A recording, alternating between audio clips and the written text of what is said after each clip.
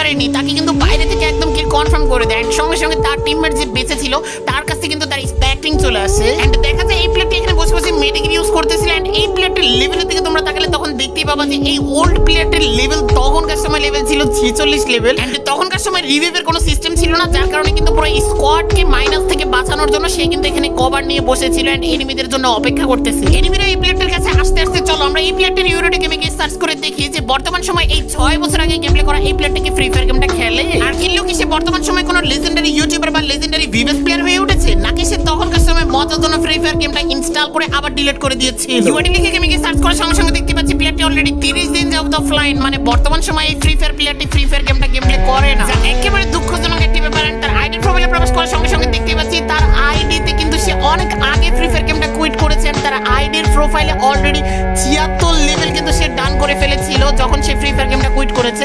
And তার কাছে কিন্তু এখানে ক্রিমিনাল বান্ডেল ছিল, তখনকার সময় কিন্তু এই বান্ডেলটা কিন্তু রেয়ার ছিল। বাট দুঃখজনক ব্যাপারটা হচ্ছে এই প্লেয়ারটি